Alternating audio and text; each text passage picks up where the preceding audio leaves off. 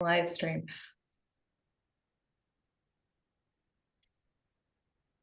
All right, there we are.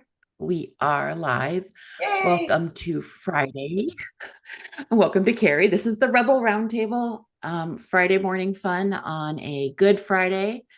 For those who celebrate Good Friday, happy Good Friday. I'm Jen Lee, aka Rebel Esquire, and I am super excited to have Carrie Flynn here today with me.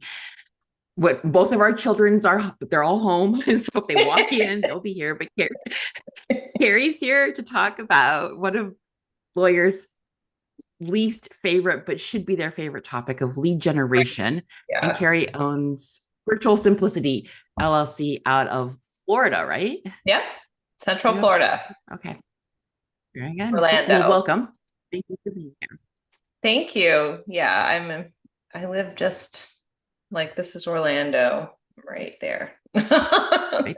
Very north side of Orlando.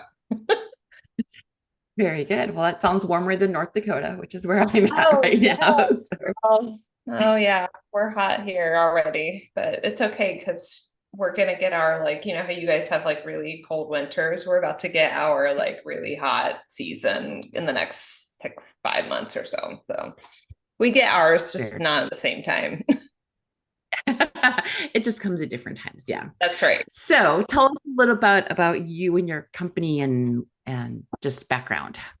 Well, I'm a marketing strategist and consultant. I actually have an interesting background. I was a public school teacher for 15 years, and in 2017, I decided that it would be a great idea to have another stream of income so we could have some more like revenue coming in the family. I had no like vision for being an entrepreneur, being a business owner. It just, my youngest daughter at the time was 6 months old. I was like, okay, I would love to like Mhm. do something. And so a very good friend of mine is a coach, is still a coach. She's involved in marketing and does coaching. And I was asked to come support her. And that's really how the business started. And I worked my way up from implementation and building funnels and social media and doing marketing integration and assistance. And during COVID was when I started working more with professional service clients because everybody in professional services came online during that time. And then that was also the time period I started getting my own certifications in strategy and consulting and really started offering that service. So now I primarily do strategy and strategic support, but we also do implementation as well. So if people don't have a marketing person, we can help them too. Okay, cool. Yeah. And I always joke that lawyers, like lead generation is one of the SEO and lead generation, I feel like Yep. are buzzwords that nobody Uh-huh. knows what they mean. Tell us what lead generation actually is. How should we be thinking about it? So in my mind, a, a lead generation is really just trying to draw in the best clients for you. So that definition may differ from, you ask another marketer, they may have a different Yeah. answer. And if you ask someone who works in sales and business development, they may use a word called prospect or prospecting. So, because my husband's in sales, but for me, like this is someone who, maybe doesn't know you from Adam, who you would love to get to know them and help them be a great client for you if they're right. So it's the process by which you're getting in front of people who could be great clients and drawing them in to want to work with you and be an amazing client for you. And I love that definition more so than so lawyers, being a lawyer, how I think about lead gen is like high volume nonsense calls coming in, ads that may not target the right client. So I think Yep. that's the bad rap out there. So Yep. that's why I love what you do. Yeah. um, I'm definitely not the yeah. one for like high volume. for like I'm a quality over quantity person, so I'm really helping people try to get like the quality so that they don't have to field a bunch of Right. nonsensical calls that will stress out themselves or their staff if they have an intake team, you know. which I think is a very important distinction because a lot of people think, oh, I have tons of leads coming in. That's great. But if none of them are the right clients, then Yeah, you've just wasted a whole bunch of money and a whole bunch of time. it's disappointing, So, and it's just it's kind of like a phrase that marketers will use sometimes called vanity metrics. We love that phrase. It's really only we know what it means, I feel like. But essentially it's just something that makes you it's something that makes you feel good, but it really doesn't necessarily lead to more clients that are good or more money. So I feel like, oh, if you have a lot of leads, that can make you feel really nice inside. But if they don't turn into great clients, then it's kind of like, what are we doing? We're wasting whoever is in charge of managing that process in your business. It's a pain in the booty for them to deal with. So, yes, definitely. So you talk a lot about intentional and values based marketing and the times I've seen you speak and things like that. yep. How does that change how you approach lead generation with your clients and how lawyers, like, what's the difference there? What does that mean when it comes to lead generation? So some of my core values are centered around simple and sustainable. That'll be words you hear me talk about a lot about, but I'm also very intentional.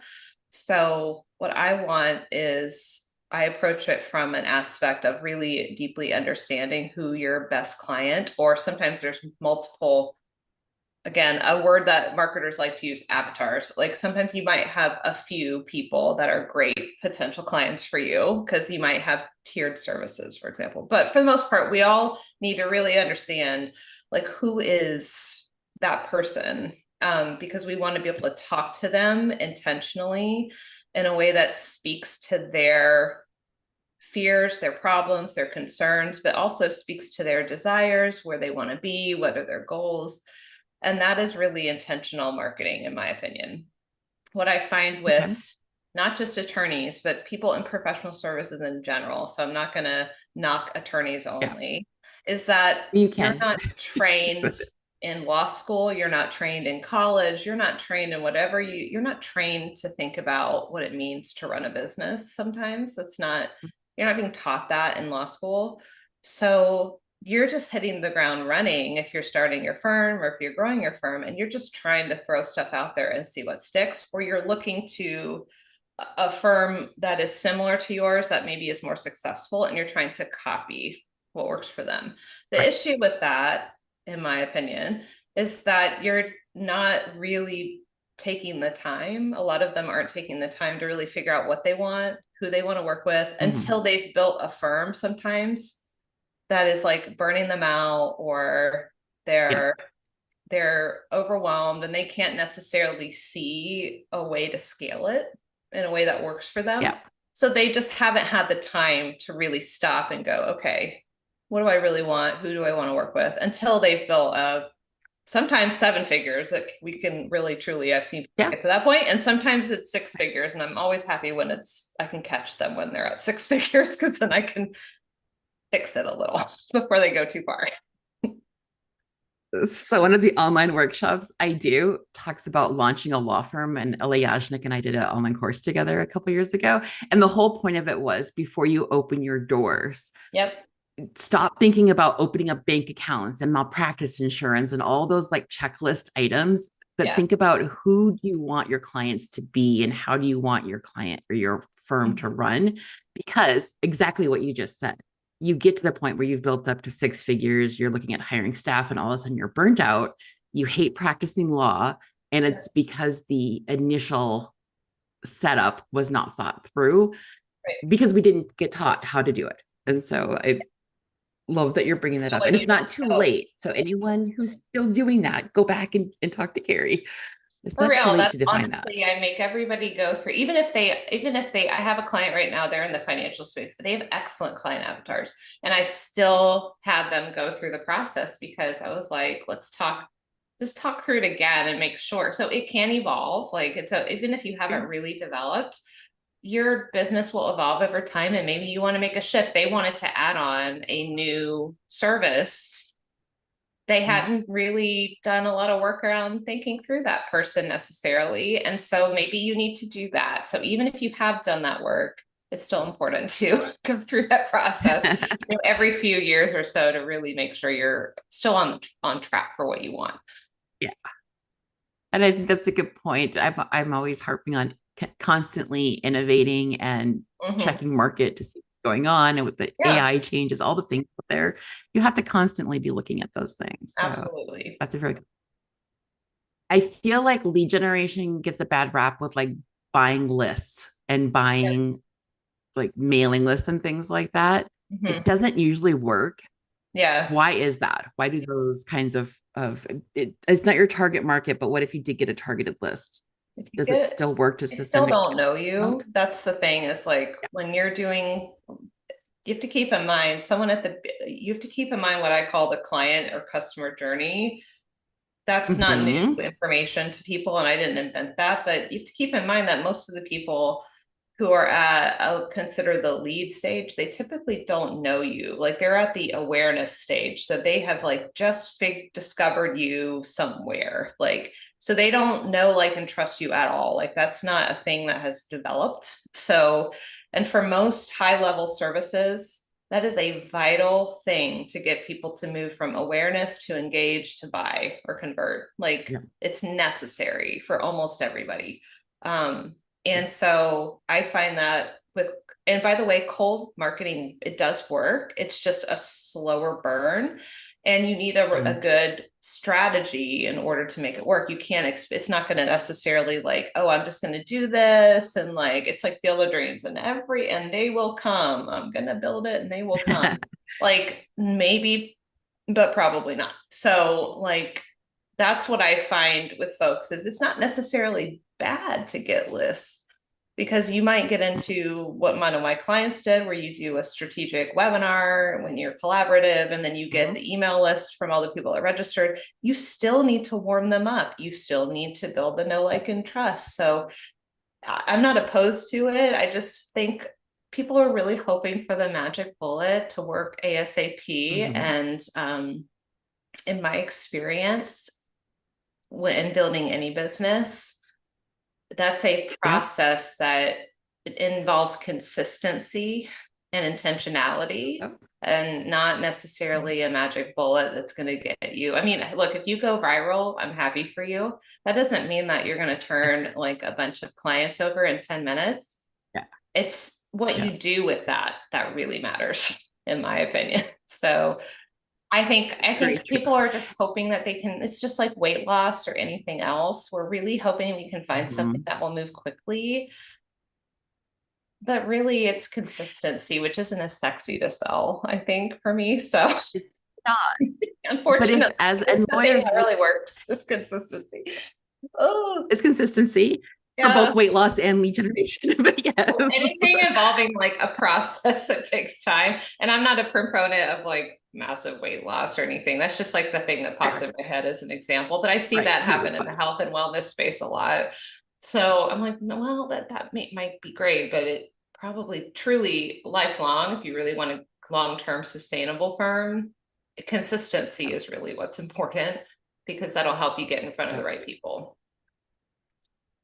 And it's funny because I always tell people lawyers get hit up for services all the time. We get cold called, we get emails all the time. And I turn around and say to lawyers, I'm like, you don't respond to those. You hate those.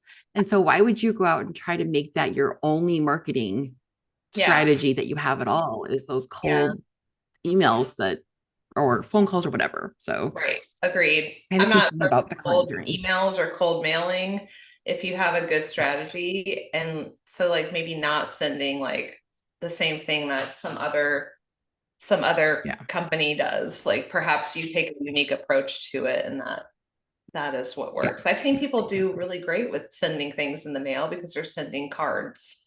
They're sending intentional things that are effective. Yep. Yep. I mean, you have to be different. You have to, it can't be the same thing Unique. that everyone Yeah. else does. Yeah. Yeah, it's funny. So let's talk about your powerful strategies. What are some strategies that lawyers and professional services should be looking at Yeah, so I generating? have some that you may not even think they're maybe don't necessarily consider them lead gen, but they are super duper effective, and they don't cost you like ad money. So if you're thinking I need to drop like 20 grand on pay-per-click, like Right. none of that, that's not what we're going to talk about today. The very first thing I always encourage people that's a really good lead gen strategy is actually figuring out how to distinguish yourself. Like that seems silly, but before you go out and do anything else we'll talk about today, like I really encourage you to think about like what is different. Well, let's use a family law attorney. So there's like a million of them. And what makes you different than insert other family law attorney? Why should so and so work with you versus somebody else? And I always say, you and I are both improvisers, but regardless of whether you're in a networking community or not, like you should be able to have like a little statement or sentence that kind of helps you distinguish yourself. One way you can do Yep. that is through niching or niching. You can do that by working with a certain price range, a demographic of people. Maybe you work with a specific industry if you're B2B. And some people do even psychographics, or even like a quality, like you'll hear high net worth thrown around a lot as like a level of quality, for example, which I hate that phrase, but that's the thing you'll hear a lot in the services space or professional services space. So for Yep. example, like for mine, when I introduce myself, I typically tell people, I work with women who are running professional service firms. And I also share that we help you figure out what to do for marketing and also help you hold you accountable to actually get it done. So, and then I might throw in a phrase about, you might hear me say simple and sustainable marketing strategies is our focus. So those are some simple little ways that maybe you can distinguish yourself. So before you jump into any lead gen, you got to make sure that people can tell the difference between you and somebody else, and don't overthink it. And also it's like Right. not a set in stone thing. You can play with it, edit it, Yep. shift it as you are trying to figure out what's working for you. So don't stress out if you don't And have a full snazzy tagline. It's okay. well, and I've always been of the opinion that you're something different doesn't have to be necessarily related to like your practice area. You're something Right. different could be like, I'm the lawyer who goes hiking on, like you could have like a Yeah, hiking, you could have whatever. It could just be something exactly. different that people know you for. Exactly. Yeah. Like your Rebel Esquire is like a great example of how to kind of like, it sparks curiosity. It's a little different. Like I don't 100% know what it means. I'm pretending I'm someone else. I don't know maybe what it means, but it makes me wonder. And so if I'm drawn to that, and also her branding is very specific. So she has a certain logo and, Yep. and I've had clients that are maybe really into health and wellness is really important to them. And so I'm like, well, hey, like weave that in, if you enjoy doing Mm-hmm. certain things, or maybe you like working with a specific type of industry. I had a former business attorney who loved working in like crypto businesses and like other stuff. I'm like, Yeah. that's different. And that's a way to stand out. And that'll help you get more referrals if you're looking for that. So lean into the I had a differences. conversation. Exactly. Be different and don't be super generic. I had a conversation one time. This was a long time ago, but it was like an in-person coffee meeting. And we were talking about what makes your firm different or what makes you different. And this person said, oh, our customer service is so great. I'm like, that doesn't make you different. No one goes around saying their Well, but customer how? service is bad. Yeah. And that's why we dug into how, and then it made more sense. Like they get a assigned person, they have like the experience was better, but you can't just say our customer service is the best And because that's not something that you're trained, and even like, so you're not trained in law school to figure all that out. So thank goodness now exactly. you have, AI resources to help you brainstorm ideas. So I actually Yeah. custom train chat GPTs for all my clients Yep. now. And I let them have it when we're done, even when we're done working together. So you can train a chat GPT to be you, and you can really brainstorm ideas, and it can show you blind spots that you have and all sorts of neat little things. And Mm-hmm. so you're not stuck like just trying to think it on your own, which is really nice. That's Um, awesome. I love that you create GPTs for your clients I because got that's a it great last tool. That's year. so One of my friends who's a copywriter was really skilled at it and taught me how to do it. She was so yep. generous. And I just train what, because we do a lot of content for clients. We do social media, or we do email marketing, or we're helping them repurpose blogs and stuff.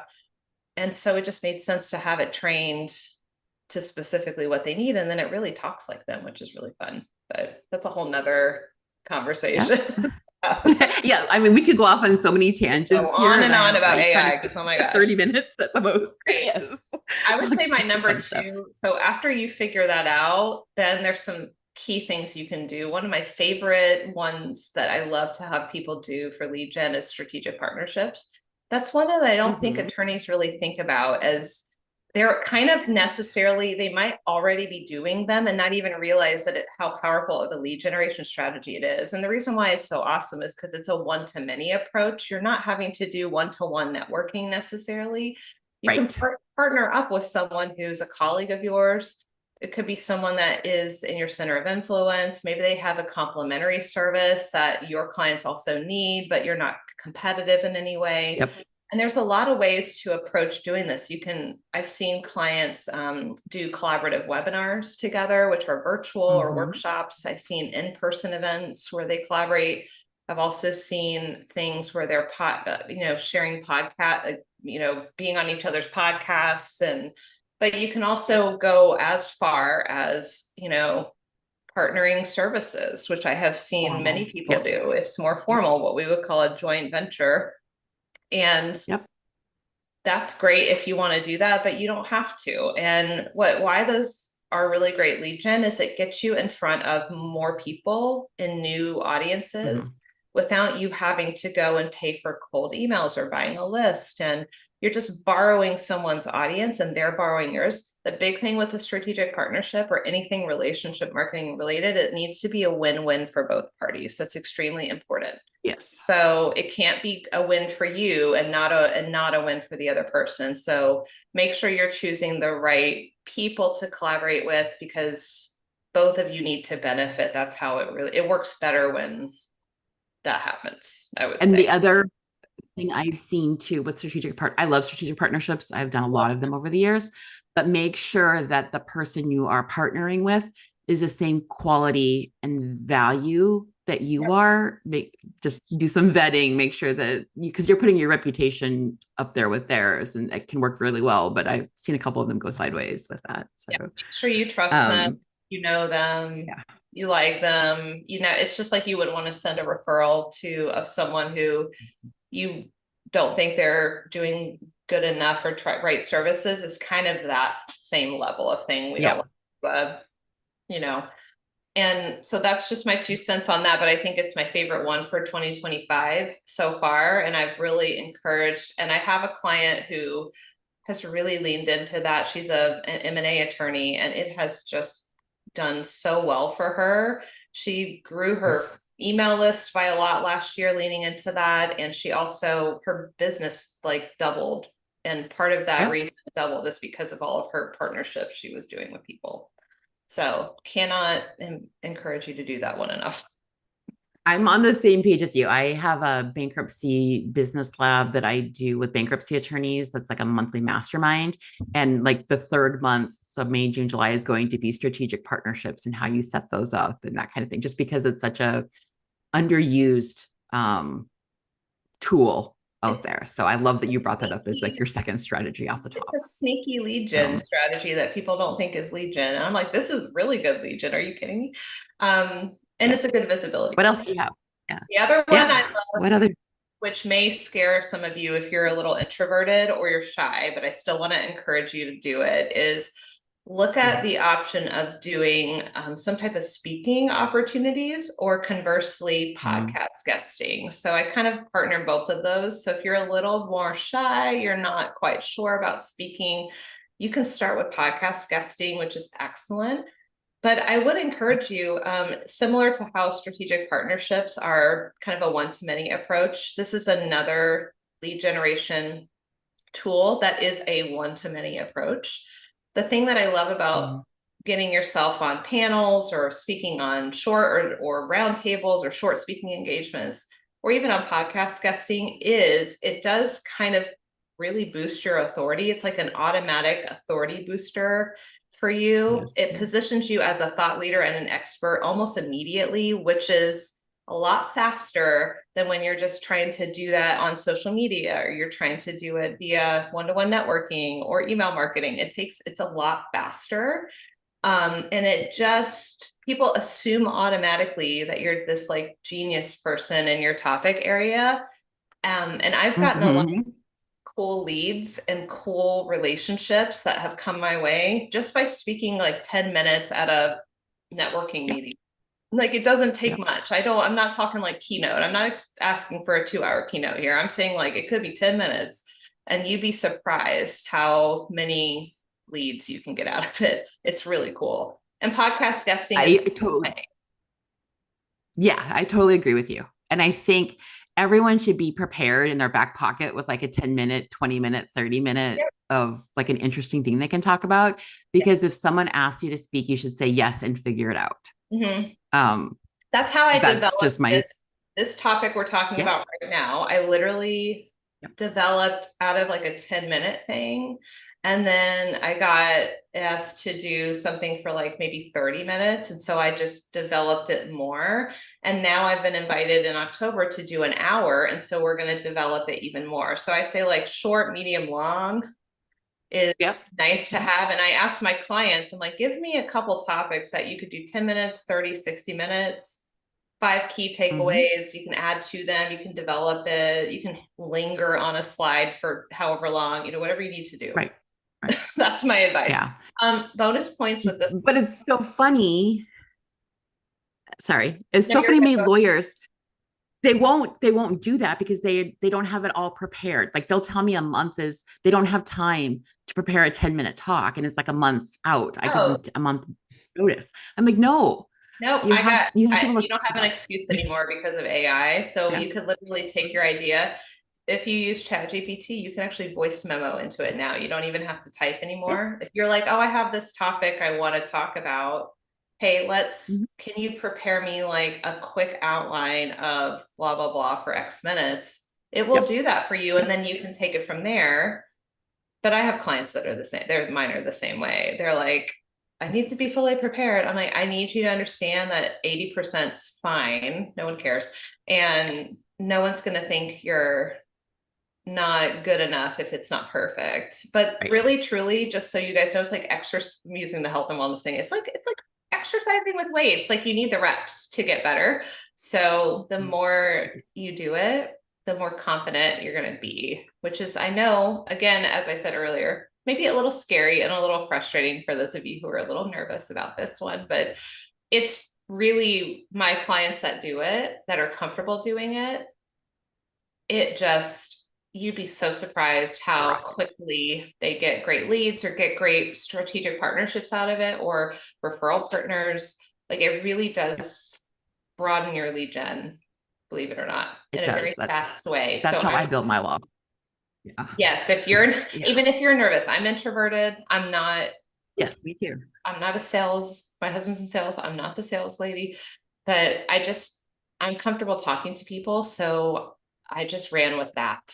So I'm just rolling. And I don't know how much more, Well, but I can go and on. if you go back a couple weeks ago on the Rebel Roundtable, I had Michelle Molitor on here talking about imposter syndrome and Oh yeah. perfectionism. And that just go back and realize that we're all faking it until we Oh, make yeah. it. And even I still get nervous talking and I talk every day in front of Yeah, people. So I do too. And I taught for a very long time. I taught for like 15 years and I'm still like, I get the butterflies, even though I'm yeah. very comfortable talking about now the topic that I discuss. It's still hard to talk Mm-hmm. about and I get Right. it. So just rip the band-aid off, as I say. So if we try to wrap this up in a few minutes, what's the like a biggest takeaway? What do you want lawyers or professional service providers to think about lead gen and strategy? I want you to understand that lead gen is not just paying for ads. It's not just what Google searches, it's not SEO Mhm. only. It's not about getting a high number of leads. It's about getting the right people to build your business. So what do you want your business to be long term? And how can we get those right clients in there to help you get to that spot? That's really the ultimate goal of lead gen, is to help you build the most impactful firm that you can have to meet whatever your ultimate long-term sustainable goals are. That's a fantastic takeaway. And how can people reach you? Where can we find you? Well, I'm very active on LinkedIn, so you're always welcome to find me there, Carrie Okay. Flynn. But we do have a website too, virtualsimplicity.co, not .com. And you're always welcome to catch me there. We have quite a few services to support women and men and anybody else who works in professional services, and we'd love to help you, grow your business this year. Sounds good. And I'll put that LinkedIn and website into the description once I get the live Awesome. posted now. So my last question, because we do have a Spotify playlist for Ooh. Rebel Roundtable, our Rebel anthems. Mm-hmm. What is your go-to anthem when you need to channel your inner rebel? Okay, so I've said this before, but my go-to song, if you ever come to my provisors meeting, I'm the group leader of a women's affinity group and provisors. I often play I'm Every Woman by Shaka Khan. So that is my go-to like anthem for me and all the women that I know who are so amazing. So Shaka Khan's I'm Every Woman, her version is my favorite. Okay. Fantastic. I will get that added to our Spotify list and share that out. So we have an ongoing list now of all these fun Rebel anthems. So cool. Thank you so much for you, joining the Rebel Roundtable. I see follow-ups coming. Like we may have to do some deep dives on some of these topics later in the year. We'll see. But thank you so much for being here, Carrie. Thanks, Jen. This was amazing. I truly appreciate it. And we'll see everybody else next Friday at 9 a.m. Pacific and noon Eastern.